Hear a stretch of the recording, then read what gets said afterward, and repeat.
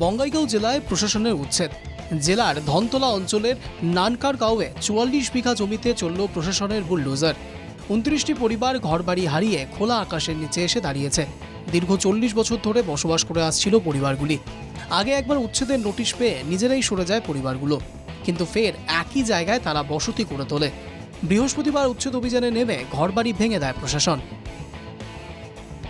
উচ্ছেদের শিকার মজিদ আলী নামের এক ব্যক্তি জানান, জমির পাট্টা রয়েছে, নামজারি রয়েছে, কিন্তু তাতে কোনো লাভ হয়নি। শুনুন মজিদ আলীর নিজের মুখেই। মানে মাটিবিলাক পাট্টা আছে, চিঠা নামজারি করা আছে, এগ্রিমেন্ট করা আছে। আমি কোর্টত কেছ টেছ করছিলোঁ, সিহঁতে মানে কয় এইটো ডেট ফেল হৈছে, এইটো কোনো কাম নহ'ব আৰু চিঠা নামজাৰি মানে কাম নহ'ব, চৰকাৰৰ ঘৰত মানে যোৱা নাই।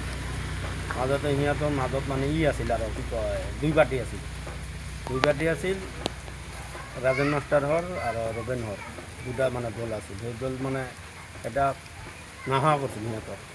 কৰাৰ পিছত সিহঁতে মানে কেছ কৰিছিল, কেছ কৰাৰ পাছত এইটো ষ্টেট হৈছিল। হোৱাৰ পিছত আৰু নতুনকৈ আজি ৩০ তাৰিখ, আজি আৰু ডেট হৈছে। জমির মালিকানা নিয়ে দুপক্ষের লড়াই আদালতে পৌঁছেছিল, কিন্তু শেষ পর্যন্ত জমির দখলদারদের উচ্ছেদ করা হয়। উচ্ছেদের পর পরিবারগুলো কোথায় যাবে কেউ জানে না।